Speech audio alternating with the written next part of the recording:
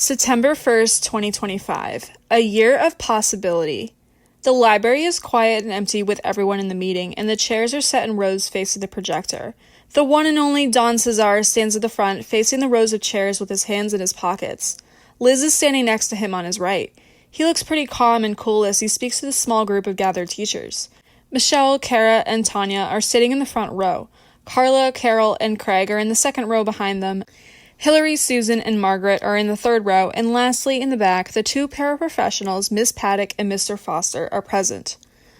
"Good morning, everyone," Don says loudly, and the room hums with a few murmured agreements in return. "Good morning, Don," Margaret shouts, being the loudest one in the room to call his attention. Don clears his throat to draw the attention back to the front of the room. "I hope your summer was relaxing, and I hope you all are prepared for the start of the new school year," he states. "I have a very exciting and eventful school year planned for all of you and your new students. But first off, I want to start off with some housekeeping.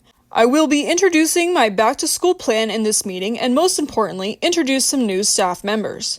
Don nodded, glancing up to everyone. "This is Melissa Coleman," he continues, and the woman that is standing next to him stands, giving the group a friendly wave and a slight smile. "She will be my interim assistant for the start of this school year," Don nodded. Melissa sits back down, smoothing the hem of her blouse as Don continues. "You'll be seeing Melissa around the building quite a bit. She'll be helping mostly in the office, supporting by overseeing daily operations, student discipline, and staff management, while also fostering a positive learning environment through curriculum support, parent communication, and professional development. Please make her feel welcome." There's a polite smattering of nods and murmured welcomes. Liz rolls her eyes and turns her head to avoid eye contact with Don. "Great, she's basically doing my job," she mutters to herself. "While in principal training, I've also hired a new paraprofessional. Her name is Miss Fanoff. She will be in classrooms and helping around the school." The teachers nod in the audience, exchanging their polite greetings to Miss Fanoff as well. Don presses on. "Now, before we get into the nitty-gritty of the back-to-school plan, I want to acknowledge a few staff changes. First, Miss Paddock and Mr. Foster will be taking on expanded roles this year. You'll be seeing them more in classrooms, especially during Tier 2 interventions." Miss Paddock gives a small thumbs up from the back row. Mr. Foster nods solemnly, arms crossed. "As if they weren't pretending to stay busy enough," Michelle whispered to Cara. Cara stiffens her chuckle. "I love to see how this new change takes effect." "And," Don adds, speaking over the two of them, "the DPS district will be sending in a group of volunteers to help us with reopening our classrooms." "Are there any questions before we move on?" Don speaks again as the room goes silent. A few teachers in the audience shake their heads, so Don continues to move on. Reaching for the projector remote on the table, Don plugs his computer in and turns on the screen. The projector screen lights up with a slide titled Back to School 2025, Vision and Priorities. "Let's talk goals," he says, pacing slightly. "This year we're focusing on 3 pillars: participation, student engagement, and staff wellness. Now, each of these areas will have actionable steps. First, let's look at participation," he says, pressing the clicker to change the slide. "When it comes to participation, we have a few key areas to focus on," Don says, pacing across the front of the room. He looks down at the projector screen. "First, increasing student engagement through different instruction," he reads from the slide, looking up again. "Encouraging parental involvement with regular emails," his eyes go back down. "Hosting school and community events focused on student success." He looks up once more, scanning the room and watching for any reactions from the teachers. "It seems like he's got all his ducks in a row," Tanya whispers to Cara. "Yeah, this is a good sign," Cara nodded. "I believe these key areas will significantly improve student engagement and participation this upcoming school year," Don states. "Now, the next area we're focusing on is student engagement." He looks back down at his notes, scanning the slide titled Student Engagement. He continues pacing, keeping his eyes on the projector screen. "Our second goal for our 2025 plan is to increase student engagement through various methods, such as team-based instruction, and using technology to enhance student understanding," Don continues, glancing around the room and noticing the nodding heads. He goes on, speaking smoothly. "We'll also be incorporating project-based learning and real-world applications into the curriculum. These strategies will help students become more active learners and develop a deeper understanding of the material." He scans the room once more before moving on to the next slide. "Now, Let's move on to the third and final area of our focus this year, staff wellness, Dawn begins, pressing the clicker. We believe that staff wellness is crucial for ensuring a successful school year. This year we have several advantages aimed at supporting staff well-being. Yeah, we've heard that one before, Michelle says, making a snarky side comment. Marnie tried to do that with us, and look what happened, she chuckled. Michelle, I will not stand for your rude comments about these topics, Dawn nodded firmly. I am doing my best here to make the school year a smooth sailing journey, and your side comments about last year are not needed. Dawn clears his throat, continuing. Moving on. Dawn clicks the remote again, and the next slide appears. Staff updates and roles. More changes are being made this year. We've reconstructed the lunch duty schedule. You'll find your assignments in the folder Melissa will hand out at the end of the meeting. We've tried to be fair, but if you have concerns, please email me directly, not Melissa. Melissa nods again, her smile tightening slightly. Dawn clears his throat again. Now, before we move on to curriculum updates, I want to take a moment to acknowledge the incredible work you all did last year. Despite the challenges, our students made real gains, and that's thanks to your dedication. There's a soft wave of applause. Michelle claps politely, Cara gives Tanya a quick side-eye, then joins in. Dawn smiles. Let's build on that momentum. Melissa, would you mind passing out the folders? Melissa stands, moving down the aisle with a stack of manila folders. As she hands them out, murmurs ripple through the room. Some polite, some skeptical. In the back row, Mr. Foster leans towards Miss Paddock. She seems nice, he says quietly. Miss Paddock nods. She's gonna need armor. As the teachers look through their folders, they notice that they've been reassigned lunch duties. Some of them exchange glances as they see their new schedules. Tanya groans. Ugh, they put me with the third graders again this year. Cara notices and pats her shoulder sympathetically. It could be worse. Michelle checks her folder and rolls her eyes. Outdoor lunch zone. Great. At least you'll be outside so you can smoke, Cara chuckled. Michelle winked. Right. Cara giggles at Michelle's winking, and Tanya shrugs, still complaining. Yeah, but have you ever tried wrangling a bunch of third graders during lunch? It's a nightmare. Cara nods. I feel you. Last year I was stuck with the second graders, and let me tell you, they never stop talking. Let's get back to the meeting, everyone. Focus, please. John shakes his head, losing his patience. All right, are there any questions so far? He asked the group. The teachers all shake their heads, putting down their folders and looking attentive. Even Michelle seems a bit sheepish, not wanting to risk another snarky comment. Don nods, satisfied that he has everyone's attention, and presses the remote again, moving ahead to the next slide, curriculum updates. We have made some modifications to the curriculum to better align with the state guidelines and student needs. I'll go over each subject one by one. He pauses, scanning the room to make sure everyone is listening. The teachers sit up straighter, ready to take in the changes. First, let's talk language arts, Don says, looking down at the slide. We've updated the reading list to include more diverse voices and perspectives.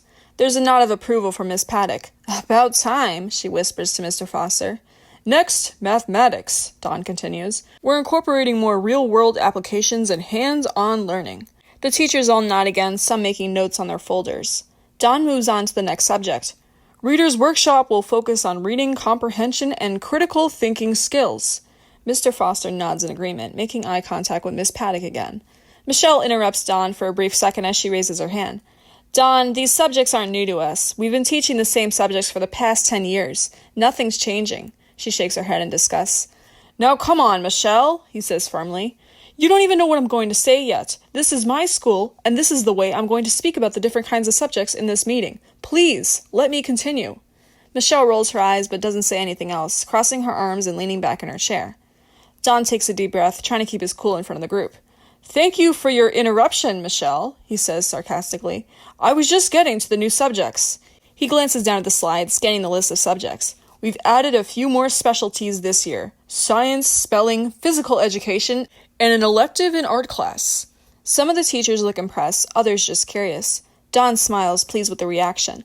These new classes will give students a chance to explore their creative side and learn new skills. Melissa raises her hand, a polite smile on her face. Don nods in her direction. Yes, Miss Coleman? He asked, his tone softening a bit from the firmness he had with Michelle. I just had a question, Miss Coleman says, her voice calm and composed. Will these new classes be offered to all grades or just certain ones? Don smiles, appreciating the question. That's a good question. These classes will be available for all grades, although some may be tailored to specific age groups. For example, the media class may have different projects for each grade level. If I may intervene for one moment, Don, Marge says, standing up for a brief moment. I am working on making a schedule for when each class will be in the media center. It might be daily, weekly, or monthly. It all depends on timing and space, she nodded firmly. Don nods in acknowledgement, appreciating Marge's input. Thank you, Marge, for taking the lead on that, he says, acknowledging her contribution. It's important to have a well-planned schedule for the media center. Margaret clears her throat, nodding. Yes, I know last year was a bit mixed up with the 5th graders volunteering and all. It was a disorganized mess, needless to say. But this year I am focusing on making a clear and concise media schedule for all of our teachers and students. I want everything to be organized, Margaret stated. Don nods again, clearly appreciating Marge's enthusiasm and dedication. I agree. Organization is key. I'm confident that with your leadership, Marge, we can have a smoothly running media center this year. Oh, Don, I'd also like to add on with a bit of an update. The book fair will be kicking off its end-of-summer sale in mid-September. I encourage all the teachers to bring their students to the media center during a free period or recess. If they would like to go during lunch or class, I will need to see a hall pass. Margaret nodded. Heard. Thank you, Margaret. Without you, there would be no book fair. I appreciate you catering to the teachers and students. I know it's in your best interest. He pauses, glancing around the room. Does anyone else have any questions or comments about the curriculum updates? I was wondering, with the additional classes, will there be enough class space for all of the students? Hilary asks, a bit of concern in her voice. Don nods. That's a valid question. We've done our best to allocate space for each class, and in some cases, we've made adjustments to existing classrooms to accommodate the new subjects. So, you did renovate, Liz says under her breath. Well, not exactly, Don says. It was stressful thinking about renovating all in one summer. Instead, I took time out of my vacation to speak to the district and formulate a plan. South Street will have a building add-on. There will be modular classrooms in the schoolyard. This will implement more space for these new classes, Don says. The teachers in the room look surprised, whispering amongst themselves. Modular classrooms? Cara murmurs, raising an eyebrow. Like those portable ones? Looks like Don's really taking initiative this year, Tanya observes. Don nodded firmly. Yes, Cara, exactly that. Portable classrooms on wheels. I can't say that was the best idea, Michelle murders to Cara. Now, I know it's not practical, but at the end of the meeting you may go outside and peek at the schoolyard. The modular classrooms will be installed next month. Until then, these new classes will not start. And what about the staff that are supposed to be teaching these new classes? Ms. Coleman asks, speaking up. I hope you've figured out a plan. Although delegating the tasks to other teachers may seem like a good idea, however, it's not sustainable. Don purses his lips, realizing he did not think this through. I haven't really thought about that, to be honest. I know our teachers have their own tasks, teaching their classes, writing lesson plans, but I guess I didn't think about that one, he shrugged. Oh, crap, Cara says, covering her mouth. You didn't think about that? Miss Coleman shouts. How could you be so disorganized? She raises her voice again. You're trying to tell us that you have modular classrooms installed as an add-on building to the school, but you don't even have teachers for the new classes? That is so unprofessional. Don clears his throat, trying to find his voice. I understand your frustration, Melissa, he says calmly. But you shouldn't raise your voice at me. Everything will come together. It'll be a long process, but it'll work itself out. You just have to be patient and cut me some slack, he says, losing his confidence. The teachers in the room look stunned, watching the exchange between Don and Melissa. Cara turns to Tanya. This is not going well. Tanya nods in agreement. Yikes. Maybe he's not as organized as we thought. I can't believe he forgot about the new teachers, Cara whispers, shaking her head. What a mess. Don clears his throat again and takes a deep breath, trying to regain his composure. Look, I understand your concerns, but I promise you, everything will work out in the end. Melissa crosses her arms, clearly still frustrated. How could you be so sure? It seems like you haven't thought this through at all. Pfft, please. Melissa, you don't even know the half of it, Liz crossed her arms. Last year, he was trying to turn South Street into a charter school all in one summer. We figured he learned his lesson after Margaret lectured him about how hard it would be to renovate and change all in one summer. I guess not, Liz shakes her head. Wait, Are you serious? Melissa says, covering her mouth. She hadn't realized what she was getting herself into. Oh, come on! Dawn slams the podium. Give me a break. That was last year. Last year? Dawn, it was in April. Don't you remember anything? I guess principal training really brainwashed you, huh? Liz throws her hands into the air. Look, I know I was wrong about that situation. To be honest, I really don't know what I was thinking. But that doesn't mean you have to bring that up because of this. Those situations are completely different from each other. I learned my lesson, and I learned that I have to do better with planning ahead of time. He nods, trying to get the meeting back on track. Planning ahead of time, yeah. That means hiring the staff to fulfill teaching these new classes. You need to talk to the board and tell them you're not ready. Tell them that you need more time. If they're working on building these new classrooms during the school year, then you need to get your shit into gear, Melissa stated, being the most responsible one in the room. The teachers nod in agreement, impressed with Melissa's quick thinking. She's got a point, Michelle says quietly to Cara. Dawn should listen to her more often, Cara whispered back. Dawn rubs his temples, clearly stressed out. I hear you, Melissa. I'll talk to the school board and find a way to get these classes covered. Good. You need to do that as soon as possible. The school board is not going to be happy about this, Melissa said, shaking her head. I know. I'll take care of it, Dawn replied, still rubbing his temples. You better, Liz murmured under her breath. Meanwhile, Cara leaned over to Tanya. He's in big trouble, isn't he? She whispered. Oh, yeah, that's an understatement. Wait till the board hears about this one, Tanya says, crossing her legs. Dawn clears his throat again, trying to sustain his voice. The more he tried to explain himself under pressure, the more anxious he got. I'm sorry for falling off topic, everyone, he stated. I realize how important it is to keep everyone informed. I should have thought about my actions before I jumped ahead. This is nothing new to me, but I am getting better at it. Let's continue with this meeting. We're almost done. Dawn clicks to the next slide. Office roles and support staff. He pauses, glancing toward the back of the room where Liz sits quietly, a clipboard balanced on her lap. I want to take a moment to acknowledge someone who's been a constant presence in this building, Dawn says, his voice steady. Liz has been our secretary for years, and I'll be honest, until recently, I didn't fully understand the scope of her role. A few heads turned towards Liz. She straightened slightly in her seat. In the principal training program this summer, Dawn continues, I learned that a secretary isn't just someone who handles paperwork or answers phones. Liz's role is crucial to the functioning of the school, and this year we're making sure that's reflected in her responsibilities. Liz blinks, surprised. Dawn gestures towards her. Liz, would you like to say a few words? There's a beat of silence. Then Liz stands, smoothing down her blouse and stepping forward. Her voice is clear but careful. Thanks, Dawn, she says. This year, I'll be helping to organize our back-to-school events, coordinate open houses, and assist with teacher meetings. I'll also be working more closely with families, especially new students and their parents, to make sure they have the information and support they need. Dawn steps back in. Liz will also be overseeing daily office tasks and helping train Melissa. She's not a principal, but she's got insight we need. I'm stepping back from micromanaging and giving her space to lead. Liz returns to her seat, her clipboard now resting firmly in her lap.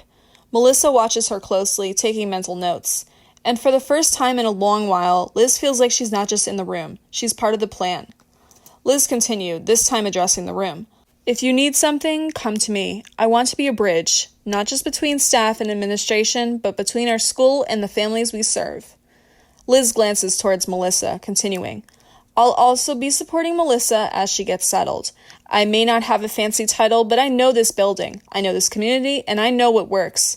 I'm here to help, not just with logistics, but with the heart of this place. Let's make sure no one falls through the cracks. Not our students, not our families, not each other, she says firmly. Thank you for that reassuring speech, Liz, Dawn says, nodding. I want to apologize to you for my actions last year. Aside from our social life outside of work, I know last year was really stressful for you. I put a lot of pressure on you and commanded you to do things that weren't part of your job. As I mentioned before, training has definitely helped me a lot. It helped me realize things about how important your role is. This year, I would like to focus on our collaboration together in the office. I would like to see you work in an environment where you are confident in your work. I am excited about what this year will bring us. The teachers nod and murmur approvingly. Liz smiles, touched by the apology. Thank you, Dawn. I'm looking forward to working with you and the rest of administration this year. Dawn clicks to the last slide. Let's make it a great year. The words are bold, centered, and surrounded by a few cheerful icons, books, pencils, and a tiny apple. He steps forward, hands out of his pockets now. I want to end this meeting by being honest with all of you, Don says, his voice more grounded. Last year, I made some mistakes. I kept too much on my plate, tried to oversee every detail, and in doing so, I didn't give you the space or the trust you deserved. I didn't collaborate the way I should have, Don continues. I didn't listen enough, I didn't delegate enough, and I definitely didn't communicate enough. That's going to change. He gestures towards Liz. You've already heard from Liz. She's stepping in ways I should have supported long ago. And Melissa will be helping us build systems that actually work, for staff, for students, and for families. Melissa nods, jotting something in her notebook. Michelle leans forward slightly. Cara crosses her arms, skeptical but intrigued. I want this to be a school where people feel seen, where ideas are shared, where no one feels like they're carrying the weight alone. So if you've got suggestions, concerns, or even wild ideas, bring them. My door is open. And if it's not, Liz will remind me to open it. That gets a few chuckles. Liz smiles, just barely. Don clicks off the projector. Let's make this year different. Let's make it better. Together. There's a beat of silence, then scattered applause. The teachers in the room clap politely, some more enthusiastically than others. Melissa claps quietly, but Cara gives a nod of approval. Even Michelle can't help a small applause. I like the sound of that, she mutters to Cara, but let's see if he actually follows through. One step at a time, Cara replies, nodding in agreement. Don nods, returning to the podium. All right, let's take a moment for any last questions or comments before we conclude the meeting. Melissa raises her hand with a question. I would like to ask something, if that's okay, she stated. Go on, Melissa, Don nodded, unplugging his computer. I wanted to ask about the new modular classrooms, she starts. How long will they be on the schoolyard? All year? Don hesitates for a moment. To be honest, we're not sure yet. The plan is to use them throughout the year and then assess whether they're needed permanently or not. That raises a few eyebrows, including Liz's. You're not sure if the new spaces will be needed permanently? Liz asked. Don takes a moment, choosing his words. Right now, our focus is on short-term solutions. We don't know about the long-term plans until the modular classrooms are in place and we've seen how they work. Cara and several other teachers exchange looks, curious to see how Liz will react. Liz's expression is guarded, but her voice is calm. But you've already allocated resources for the modular classrooms. You've budgeted for the installation, right? Don shifts slightly, adjusting his stance. Right, we've allocated resources to get the modular classroom set up, but that's just the initial investment. We'll see how things go and reevaluate as necessary. Liz leans back in her seat, still watching Don intently, but she doesn't press the issue. Cara, on the other hand, can't resist a snarky comment. So the plan is to wait and see how things go while the teachers struggle to manage an adequate space? Don gives her a sharp look. That's not what I said. We're doing everything we can with the resources we have. And if we determine the modular classrooms are necessary permanent solutions, we'll make the necessary budget adjustments next year. Just sounds a bit risky, Cara mutters. Don sighs, doing his best not to lose patience. We're taking a measured approach here. It's about being practical, not rash. This prompts a few nods around the room, but Liz remains silent. Cara, however, can't help but chiming in again. So, measuring how much the teachers can handle before things fall apart, huh? Sounds like a great plan. Don keeps his voice even. Cara, your attitude isn't helping. We're all trying to adapt to new circumstances this year. If you have suggestions, I'm happy to hear them. Cara crosses her arms, smirking. Oh, I've got suggestions. Plenty of them. Don raises an eyebrow. I'm listening. Cara smiles, leaning forward.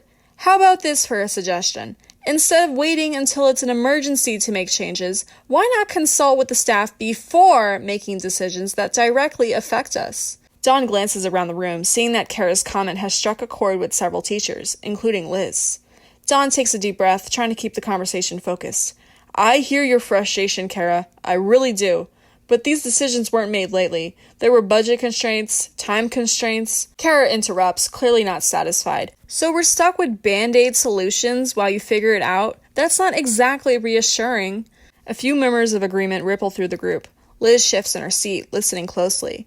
Don rubs his temples, trying to maintain composure.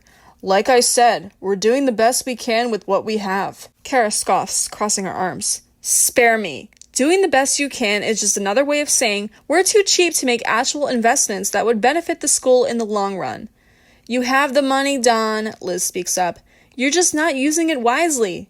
Dawn turns in Liz's direction, a hint of defensiveness showing. And how would you suggest we use the budget wisely, Liz? I'd like some specifics. Well, instead of installing modular classrooms without having teachers available to teach those classes, we could try to implement those new classes in the curriculum. Have you thought about doing that? For example, the spelling class could be easily worked into Writer's Workshop, and science could be its own subject in the student's schedule. I know you're not a teacher and are mostly thinking about the logistics, but don't you think this is a better approach? Liz asked. Dawn hesitates for a moment, clearly taken aback by Liz's directiveness. Well, I see your point. Cara chimes in, clearly pleased with Liz's intervention. Liz is right. It's not just about logistics. It's about actually supporting the student's education. These modular classrooms are just a passing solution. We need meaningful changes in the classroom. Dawn sighs, realizing he's outnumbered. To add on to that, you also could have asked us if we would be open to teaching these other subjects. You are already not prepared for this new investment. You don't have teachers in line, and you're more concerned about when and where the building will be installed, Michelle continued. Dawn rubs his temples. You're right. I should have communicated better. Cara nods, crossing her arms. Well, it's a bit late for that. Dawn swallows his defensiveness. You're right. I should have involved everyone in the decision-making process. Liz watches Dawn closely. She's not satisfied, but she's not ready to let up yet. I see my mistake now, Dawn admits, glancing around the room. I got carried away trying to make things happen quickly, and I failed to consider the impact on everyone.